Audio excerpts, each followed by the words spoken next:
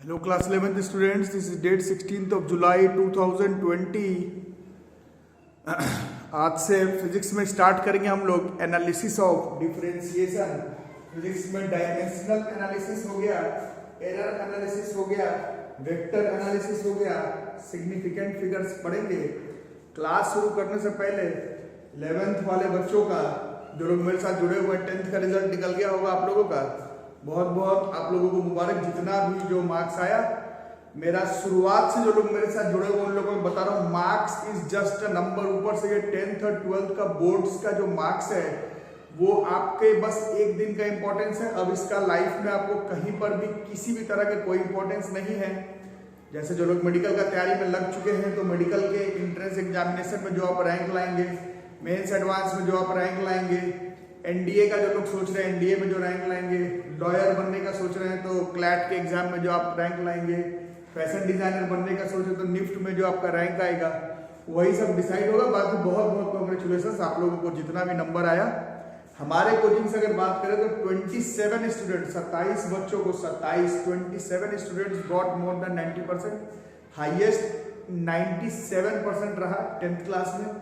और जो लोग 11th में मेरे साथ जुड़े हैं उन लोग सोच रहे हैं कि भैया अगर सिर्फ मेंस एडवांस का तैयारी करेंगे तो बोर्ड्स का क्या होगा, तो 17 बच्चों का क्लास 12th बोर्ड्स के एग्जामिनेशन में 17 आउट ऑफ 35, केवल 35 बच्चों का बैच था, उसमें 17 बच्चे 50% का 90% से ऊपर मार्क्स आया है। और हाईएस्ट क्लास 12th साइंस में हमारे ट्यूशन से 95% रहा और 94% से ऊपर 3 बच्चों को नंबर है और 90% से ऊपर 17 बच्चों को नंबर है।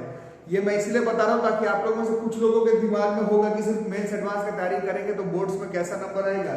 35 में से 17, लगभग 50% बच्चों का ट्यूशन में 90% से ऊपर मार्क्स आया है और उसमें ज्यादातर बच्चे अपीयरिंग में ही मेंस एडवांस का एग्जाम भी क्लियर कर लेंगे। तो इससे आप लोग समझें कि इट्स नॉट अबाउट कि हम लोग ने क्या तैयारी किया। जो लोग मेरे साथ जुड़े हुए हैं ये डर डर के मत तैयारी करिएगा कि जेईई का तैयारी कर रहे हैं तो बोर्ड्स में क्या होगा। यार सिंपल सा हिसाब है, आईटी मेडिकल की तैयारी करो, बोर्ड्स में नंबर अच्छे आएंगे। ठीक है, तो अब हम लोग आज से कैलकुलस स्टार्ट करें तो थोड़ा तकलीफ होगा। तकलीफ नहीं, नया टॉपिक है तो वेक्टर भी तो नया था, डायमेंशन भी तो नया था। जब वो सब भी सीखा तो आज से डिफरेंशिएशन को एनालाइज करना सीखो। अब इसमें जो मेरे को अनाउंसमेंट नहीं है, समझाना है। जो लोग भी 100-125 बच्चे 11th वाले मेरे साथ जुड़े हुए हैं,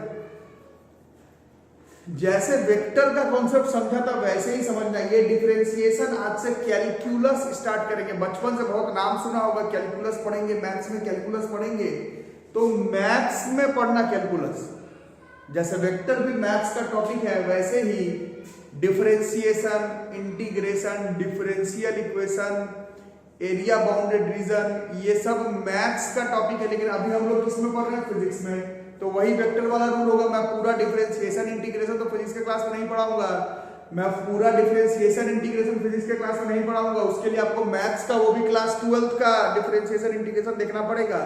अभी हम लोगों को डिफरेंशिएशन का एनालिसिस करना है। फिजिक्स में जितना काम पड़ेगा, यार गलियाना है कमेंट सेक्शन में तो गलिया लेना कि इतना कम में कैसे हो गया। बट जो लोग इंटेलिजेंट बच्चे लोग लोग समझ रहे होंगे, कैलकुलस तो मैथ्स का टॉपिक है। फिजिक्स में केवल इसके एप्लीकेशन आपको समझाना है, केवल इसके एप्लीकेशन की फिजिक्स में कहाँ यूज पड़ेगा, कैसे यूज पड़ेगा, कैसे अप्रोच करेंगे। तो उसके लिए क्लास 9th का 8th का आप लोग एक कॉन्सेप्ट इस्तेमाल याद करेंगे। एवरेज स्पीड आपने पढ़ा था, याद करो एवरेज स्पीड पढ़ा था क्या, याद करके बताओ। तो एवरेज स्पीड क्लास 9th में आपने पढ़ा था। Average speed was total distance travelled by total time, ठीक है, यही था। उसी तरह से एवरेज एक्सेलरेशन याद करो। एवरेज एक्सेलरेशन होता था change in velocity by time taken. उसी तरह से अगर आप फोर्स सेकंड चैप्टर में फिजिक्स में पढ़े थे, average force was change in momentum by time taken.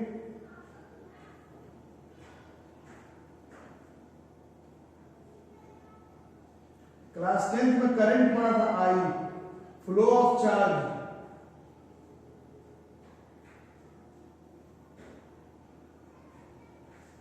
Bye time taken, ये भी एवरेज करंट निकलता है। अब इसको समझना, शुरुआत में शायद 5 मिनट समझ में नहीं आया, पर धीरे धीरे शायद समझ में आया आप लोगों को।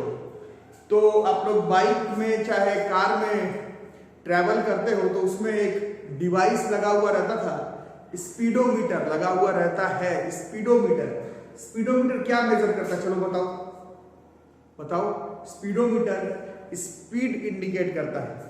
और याद करो, क्लास 9 में जहां पर भी पढ़े होगे, मेरे से पढ़े हुए या फिर जहां पर भी ये चीज सीखा होगा, इस फॉर्मूला से जो आप लोग स्पीड निकालते हैं वो total distance travelled by total time taken है। ये वो वाला स्पीड नहीं है जो कि गाड़ी के स्पीडोमीटर में शो होता है। बोलो सही है गलत है ना। इससे तो तुम अपने घर से दानापुर से भास्कर भैया के कोचिंग आए सगुना मोड़, तो दानापुर से सगुना मोड़ का डिस्टेंस बाय टाइम टेकन से जो स्पीड निकला वो एवरेज स्पीड है। कभी भी बाइक में जो स्पीडोमीटर लगा हुआ रहता है वो एवरेज स्पीड थोड़ी शो करता है। वो तो कहीं का भी, जैसे खाली रोड में स्पीड बढ़ गया, टाइट जहां पर कॉम्प्लेक्स रोड है वहां पर स्पीड कम हो गया, कहीं पर एंगल लेकर के गाड़ी को मोड़े, कहीं पर रुके, कहीं पर तेज चलाए, कहीं पर पीछे दिख गई गर्लफ्रेंड तो रोक करके स्टाइलबाजी भी कहिए, थोड़ा स्टंट भी मारे, तो ये सब थोड़ी इस फॉर्मूला से कैलकुलेट होगा। 9th में जो भी आपने पढ़ा एवरेज स्पीड, एवरेज एक्सेलरेशन हम लोग निकालते थे v minus you by T. शुरुआत के इनिशियल वेलोसिटी रेस्ट पर u दिया हुआ रहता था और 7 सेकंड के बाद फाइनल वेलोसिटी 30 हो जाता था, तो average acceleration v minus you by T निकालते थे। 9th में मोमेंटम चेंज, पहले 10 kg पर सेकंड है, फिर धक्का दिए 20 kg पर सेकंड हो गया 7 सेकंड के बाद, तो ये फोर्स निकाले, तो वो जो फोर्स आता था वो भी एवरेज फोर्स आता था। उसी तरह से क्लास 10 में पढ़ा फ्लो ऑफ चार्ज, तार है, चार्ज यहां से यहां चला गया, पूरा टाइम ले लिए, डिवाइड कर देने पर करंट निकला। बट एमीटर क्या शो करता था क्लास 10 में, याद करो, एमीटर तो लगातार हर समय का करंट शो करता है। इस फॉर्मूला से हर समय वाला करंट नहीं पता चलेगा। इस फॉर्मूला से एकदम हर समय जो स्पीड बार बार चेंज हो रहा है वो नहीं पता चलेगा। इस फॉर्मूला से कभी भी इंस्टेंट में जो एक्सेलरेशन पापा ने बाइक का किया वो नहीं पता चलेगा। तुमको जिस समय मैंने धक्का दिया बिल्कुल उस समय का फोर्स इस फॉर्मूला से नहीं पता चलेगा। जो लोग पढ़ने में इंटेलिजेंट हैं, थोड़ा समझ रहे हैं, नहीं समझ में आया तो मेरे फोन पर फोन करो, क्योंकि कैलकुलस नहीं सीखा तो मैथ्स में तो जो होगा सो होगा, फिजिक्स आप अप्रोच ही नहीं कर पाएंगे। जो लोग नए बच्चे लोग उन लोगों को मालूम होगा, पुराने बच्चों लोगों को भी मालूम होगा। सिलेबस तो मोशन चैप्टर शुरू होने के बाद ही, बट मोशन पढ़ने से पहले dimension, vector, error, significant figure, differentiation, integration, trigonometry, coordinate geometry, parallax method, ये सब होते होते जब तक आप लोगों का एक लगभग स्कूलिंग या फिर फ्लाइंग जो भी आप करेंगे जब तक फिक्स हो जाए, उससे पहले आपको ये सब चीज निकालना है। मजाक में मत लेना, 11th में सबसे बड़ा गैप यहीं पर हो जाता है 10 से 11th के बीच का, कि ये सब बेकार है, मोशन शुरू होगा तो देख लिया जाएगा, देख ही नहीं पाओगे। वेक्टर, डिफरेंशिएशन, इंटीग्रेशन क्लियर नहीं रहा, तुम देख ही नहीं पाओगे फिजिक्स को। इसलिए ये सब ध्यान से सीखना है। बोलने का मतलब ये है कि ये सब जो फॉर्मूला आप 9th 10th में पढ़ कर आए हैं गलत तो नहीं है, साइंस कोई आपको गलत क्यों पढ़ाएगा, बट इन सारे फॉर्मूला से आपको average speed, average acceleration, average force, average current पता चलता है। इंस्टेंटेनियस अंग्रेजी का वर्ड है,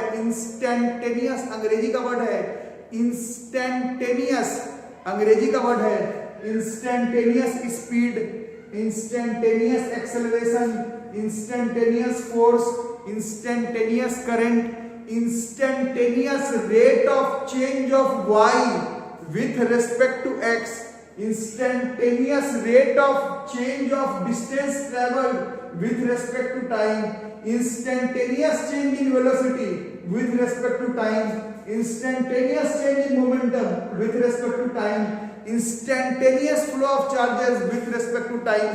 ये इन फॉर्मूला से पता नहीं चलता है। इसके लिए हम लोगों को मैथ्स का एक और रूल, एक और रेगुलेशन, एक और टेक्निक, एक और फॉर्मूला, एक और मेथड का इस्तेमाल करना पड़ता है। उसी को हम लोग कहते हैं डिफरेंशिएशन। ठीक है, क्या कहते हैं इसको हम लोग? डिफरेंशिएशन का एनालिसिस कर रहे हैं, डिफरेंशिएशन पढ़ नहीं रहे हैं। जो लोग इंटेलिजेंट बच्चे लोग उन लोग समझ लो, मैथ्स में डिफरेंशिएशन क्लास 12th में है, उसका एक हिस्सा 11th में लिमिट एंड कंटिन्यूटी है। मैथ्स में कैलकुलस 6 महीना पढ़ना है, फिजिक्स में 6 महीना नहीं, मैक्सिमम 6 लेक्चर में आपको पूरा कैलकुलस सीखना है। डिफरेंशिएशन इंटीग्रेशन नहीं सीखना, डिफरेंशिएशन इंटीग्रेशन का फिजिक्स में इस्तेमाल सीखना है। फिजिक्स में इस्तेमाल सीखने के लिए हम लोग इस चीज को याद करेंगे, instantaneous rate of change of y with respect to x is differentiation. और आज के बाद ये साइन है dy by dx, ये शो करता है instantaneous rate of change of y with respect to x। आज से लेकर जब तक साइंस के साथ जुड़े हुए हो तब तक आपको ये चीज दिखेगा, y by x is change of y, मतलब y with x, dy by dx is instantaneous rate of change of y with respect to x। पहले समझ लो कब करना है, पहले समझ लो कब करना है, पहले समझ लो कब करना है, कैसे करना है, उसके लिए 1.5-2 साल का टाइम है। मैथ्स में भी सीखोगे, फिजिक्स में भी सीखोगे, कब करना है ये अभी 5 से 7 मिनट में, ये अभी 5 से 7 मिनट में, ये अभी 5 से 7 मिनट में, ये अभी 5 से 7 मिनट में याद करना पड़ेगा। आज के बाद dy by dx is instantaneous rate of change of y with respect to x। खास अब इसमें देखो, इसमें जैसे सामने होते तो मैं बातचीत करता, ऑनलाइन में बातचीत करना मुश्किल है, बट अभी सामने होते तो क्लास में फिजिक्स का क्लास चल रहा है, कुछ बच्चों ने मैथ्स लिया, कुछ ने नहीं लिया, तो मैथ्स वाले बोलते हैं कि सर हम लोगों को क्या जरूरत है फिजिक्स में ये पढ़ने का, हम लोगों को तो मैथ्स में पढ़ना ही है।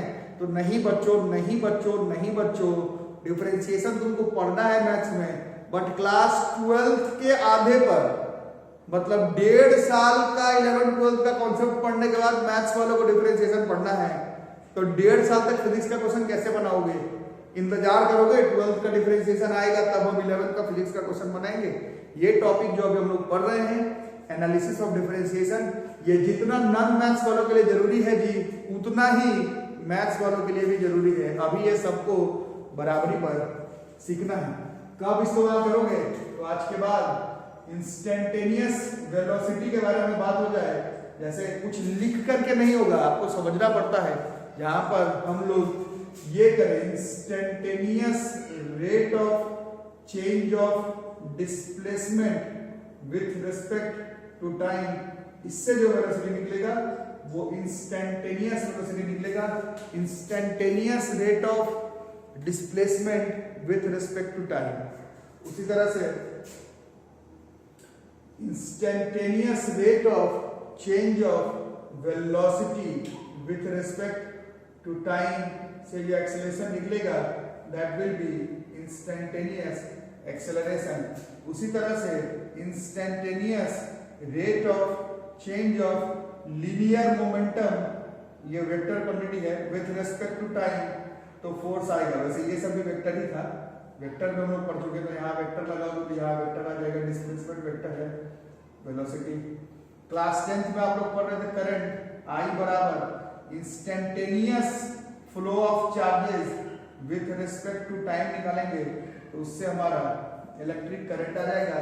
हाँ, फिजिक्स के क्लास में 95% टाइम्स जो जिसके रिस्पेक्ट में, जैसे 9th-10th में था, डिफरेंशिएशन जो हम लोग करते हैं वो विथ रिस्पेक्ट टू टाइम ही रहता है ना। मैथ्स में तो वो नीचे dy by dx, dv by dp, dp by dy कुछ भी हो सकता है। फिजिक्स के क्लास में डिफरेंशिएशन हम लोग 95% केस में विथ रिस्पेक्ट टू टाइम करेंगे। तो कहां पर जरूरत पड़ेगा डिफरेंशिएशन का? जहां पर एवरेज स्पीड नहीं, इंस्टैन्टेनियस स्पीड निकालना हो, जहां एवरेज एक्सेलरेशन नहीं, इंस्टैन्टेनियस एक्सेलरेशन निकालना हो, जहां एवरेज फोर्स नहीं, इंस्टैन्टेनियस फोर्स निकालना हो, वैसे कॉन्सेप्ट में हम लोगों को डिफरेंशिएशन का इस्तेमाल करना पड़ेगा। पहले तो जान लो कि कब करना पड़ेगा, कैसे करना पड़ेगा, ये मैं सिखाता हूं 1 मिनट में। चलिए इतना नोट करके रख लो।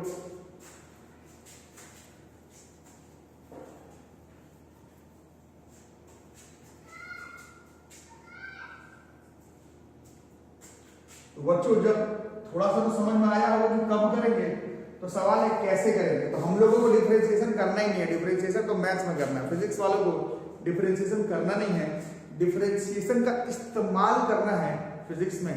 तो इस्तेमाल करने के लिए हम लोगों को फिजिक्स के क्लास में डिफरेंशिएशन का कुछ फॉर्मूला याद करना पड़ेगा। जैसे वेक्टर का कुछ ट्रिक रेगुलेशन, रूल रेगुलेशन याद किए, वैसे ही कैलकुलस के रूल्स फिजिक्स के क्लास में याद करने पड़ेंगे। मैथ्स के क्लास में याद नहीं करना पड़ेगा। मैथ्स के क्लास में पूरा कैलकुलस आपको सिखाया जाएगा, क्या होता है, कैसे होता है, कैसे आया। उसमें 11th क्लास का मैथ्स का एक चैप्टर है लिमिट एंड कंटिन्यूटी, वो जुड़ता है। 12th क्लास का कंटिन्यूटी एंड डिफरेंशिएबिलिटी वो जुड़ता है। फिजिक्स में उतना नहीं जोड़ना है। फिजिक्स में हम लोगों को सिर्फ फॉर्मूला देखना है, कब इस्तेमाल करना है और कैसे इस्तेमाल करना है, इतना है।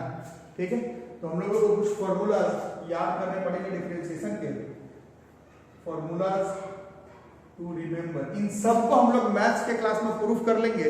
फिजिक्स के क्लास में प्रूफ करने का, फॉर्मूला प्रूफिंग का कोई जरूरत नहीं है। फिजिक्स तो मोशन है यार, डिफरेंशिएशन फिजिक्स थोड़ी। फॉर्मूलाज,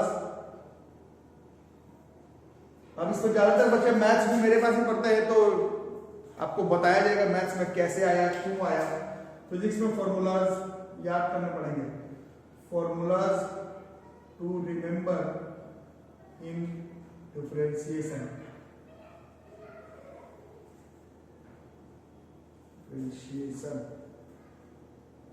बहुत सारा फॉर्मूलाज याद करना है। मैथ्स में तो बहुत ज्यादा, फिजिक्स में बहुत ज्यादा नहीं, काम चलाओ हम लोगों को याद करना है फॉर्मूलाज डिफरेंशिएशन का, क्योंकि फिजिक्स में इस्तेमाल पड़ेगा। पहला हम लोग को ये फॉर्मूला याद करना है, d by d x of x की power n, this is n x n minus 1। ये पहला फॉर्मूला है। बार बार बता रहा हूं, सांस फूल गया बताते बताते। मैथ्स के क्लास में प्रूफिंग के साथ बताया जाएगा कैसे आया नहीं आया, फिजिक्स का फॉर्मूला याद करना होगा। पहला फॉर्मूला है d by d x of x की power n is nx n minus 1, d by dx of x की power n is nx n minus 1। जैसे कि हम लोगों को आप ही बताइएगा अपने से, जैसे d by dx of x की पावर 5 कितना हो गया, बोलो बोलो, 5x 5 minus 1, this is 5x की पावर 4। ठीक है, और बताओ d by dx of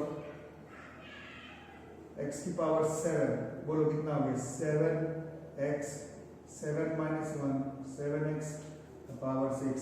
और बताओ d by dx, अब कुछ भी बोलो, कुछ भी बोलो।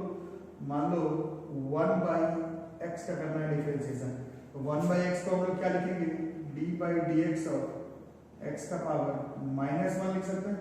अब nx n minus 1 लगाएंगे तो -1 x का पावर -1 -1 x का पावर -2 -1 by x स्क्वायर। ठीक है, और बताओ अपने से कुछ वैल्यू, अपने से कुछ भी बताओ। ये सिर्फ एप्लीकेशन है फिजिक्स में, इसका इस्तेमाल पड़ेगा। कब पड़ेगा वो तो मोशन चैप्टर में बताऊंगा, अभी बस थोड़ा सा इस्तेमाल पड़ेगा। चलो, भास्कर भैया तो बहुत छोटे टीचर है मैथ्स फिजिक्स के, एच.सी. वर्मा सर भी कैलकुलस को 2 से 3 पेज में समेट दिए फिजिक्स में। मेरा छोड़ो, सर भी बोलते हैं, आईआईटी कानपुर के 35 इयर्स फिजिक्स के प्रोफेसर भी बोलते हैं कि फिजिक्स के क्लास में डिफरेंशिएशन इंटीग्रेशन 2 से 3 पेज में ही पढ़ना है। बड़े कोचिंग वाले बेवकूफ बना देंगे, पूरा डिफरेंशिएशन इंटीग्रेशन फिजिक्स की क्लास में सिखाएंगे और जो सिखाना है वो सिखाएंगे ही। ये हम लोग थोड़ा फटाफट सीखने का ट्राई करेंगे।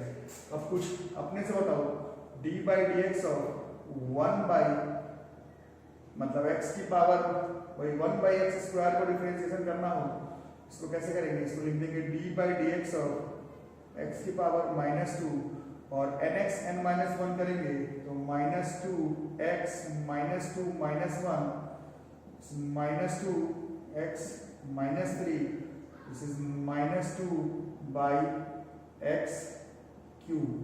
ठीक है, और कुछ बताओ, लिखते भी रहो, बताते भी रहो। और जरूरत पड़ेगा डी बाई डी एक्स खुद से ही बताना। रूट एक्स को क्या लिख सकते हैं, d by d x of x की power 1/2 n x n minus 1/2 x की पावर 1/2 माइनस 1/2 एक्स की पावर माइनस 1/2 है ना। तो 1/2 एक्स की power minus 1/2 is root x denominator में, तो रूट एक्स का डिफरेंशिएशन इज 1/2 रूट एक्स। ठीक है, लिखो और अपने से कुछ वैल्यूज रख के चेक करके बताओ। उसी तरह से मिटा रहा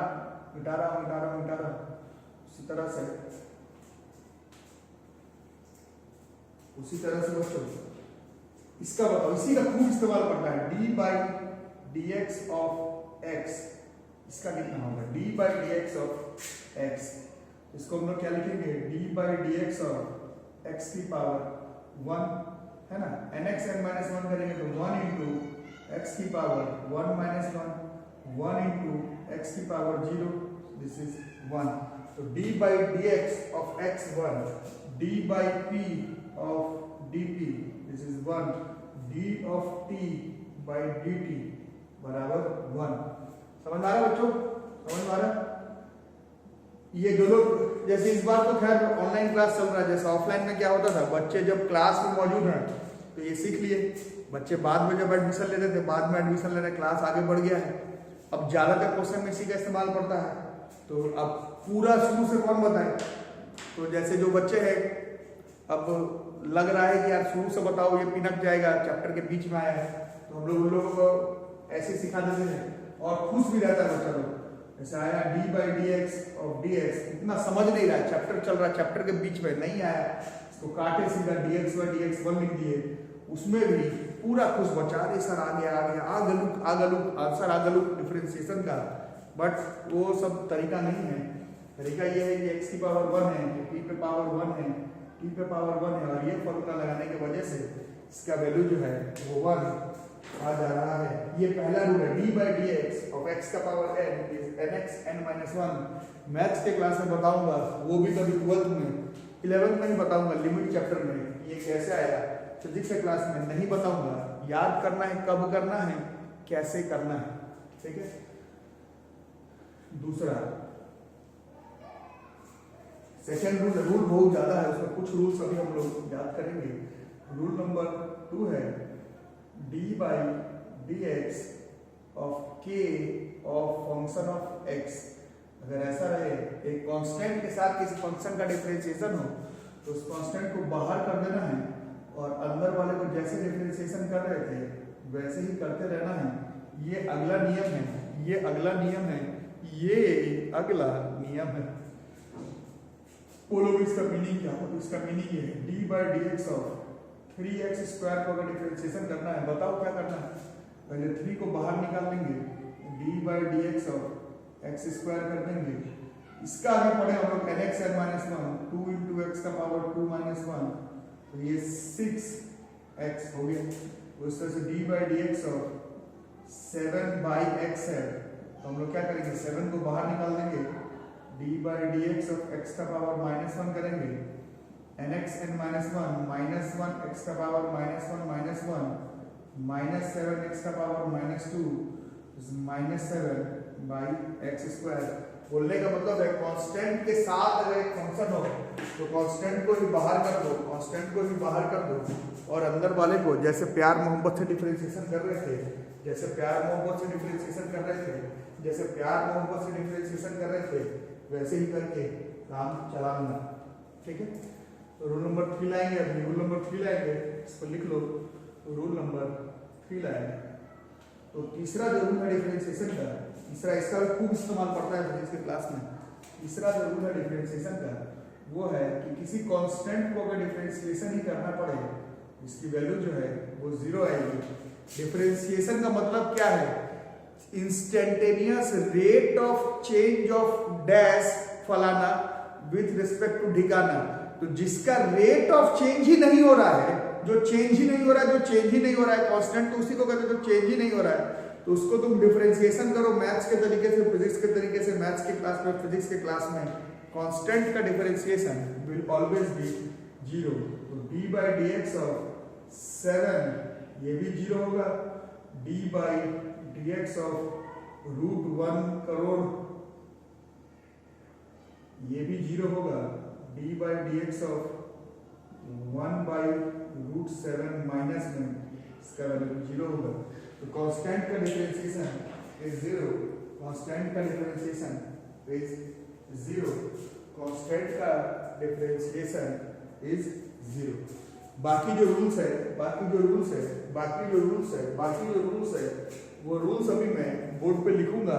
बोर्ड पे बाकी जो रूल्स है, बाकी रूल्स मतलब जितना पूरा मैथ्स में उतना नहीं, बाकी जो रूल्स है जिसका इस्तेमाल फिजिक्स के क्लास में पढ़ता है वो सब अभी मैं बोर्ड पर लिखूंगा। आपका काम है कि नेक्स्ट क्लास स्टार्ट होने से पहले आप लोग डिफरेंशिएशन का मैं जितना रूल्स लिखूंगा उसको आप लोग याद कर लेंगे।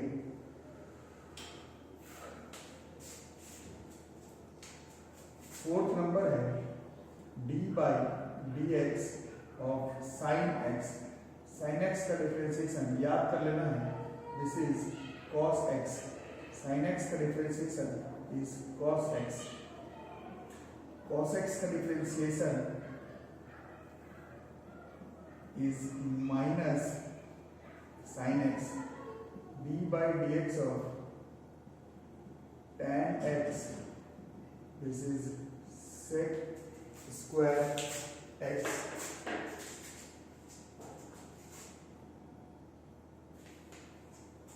चलो भाई सारा याद कर, सारा याद कर, सारा याद कर, सारा याद कर भाई, सारा याद कर, सारा याद कर।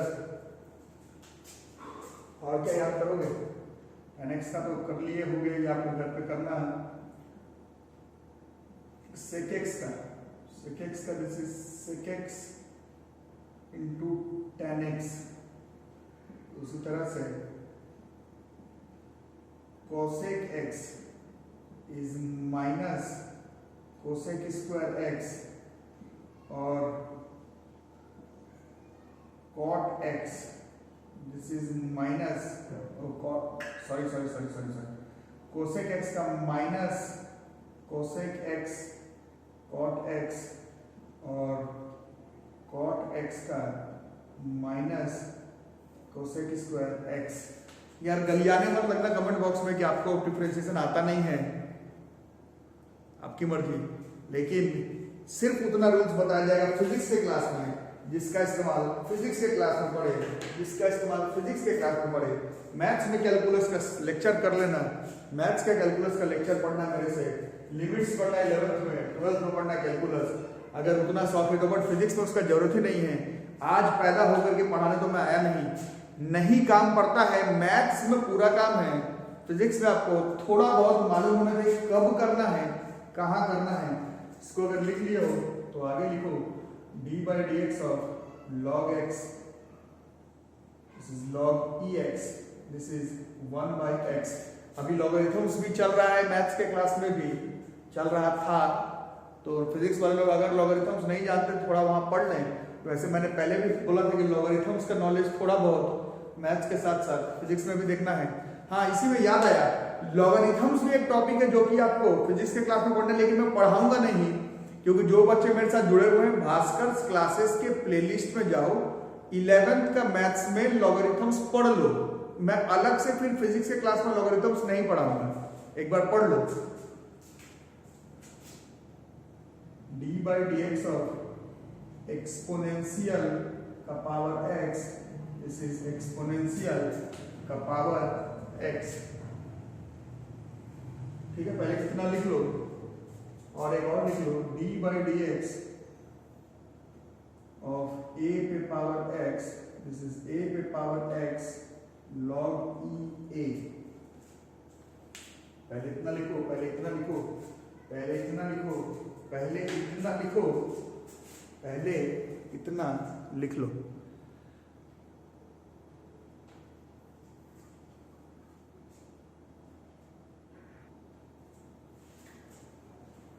इतना लिख लियो, थोड़ा और लिखो, this is d by d x of u into v. इसको हम लोग प्रोडक्ट रूल कहते हैं। रूल है, मैथ्स के क्लास में बताऊंगा कैसे आया, अभी सिर्फ याद कर लेना है। प्रोडक्ट रूल, कभी मल्टीप्लाई में डिफरेंशिएशन करना पड़े तो u को बाहर ले आओगे, अंदर वाले को डिफरेंशिएशन कर दोगे, v को बाहर ले आओगे, अंदर वाले को डिफरेंशिएशन कर दोगे। जैसे सिर्फ ऐसे समझाने के लिए बता रहा हूँ, मैथ्स का क्वेश्चन है, देखिए पता चल जाएगा। फिजिक्स में इतने का लाभ नहीं पड़ता है, बट थोड़ा मान लो x इंटू साइन एक्स, मान लो इसको डिफरेंशिएशन करना है, तो ये मान लो u है और ये v है, तो बताओ रूल के हिसाब से u बाहर तो x बाहर d by d x of sine x, फिर v बाहर मतलब साइन x बाहर d by d x of x। तो साइन x का भी लिखवाया था, याद अभी नहीं हुआ अगर देख लेना, cos x है और इसका थोड़ा देर पहले समझाया गया dx by dx, this is 1, so this is x cos x plus sin x। इन सब का डिटेल्स में भी दो चार क्वेश्चन और मैं करवा दूंगा। आज के क्लास में केवल रूल्स लिखवा रहा हूँ आपको, कम से कम रूल्स याद करो। रूल से पहले मीनिंग डिफरेंशिएशन का, instantaneous rate of change of फलाना विद रिस्पेक्ट टू ढिकाना, instantaneous rate of change of displacement with respect to time will not give you average velocity, it will give you instantaneous velocity. Instantaneous rate of change of velocity with respect to time, it will not give you average acceleration, it will give you instantaneous acceleration. And how we will differentiate it, for that you have to remember more than 100 formulas in mathematics, but at least 15-16 formulas in physics. ये u into v का है, ठीक है, ये u into v का है। अभी सिर्फ एग्जाम्पल लिखूंगा, अभी सिर्फ फॉर्मूला लिखोगे और याद करोगे, बता दो।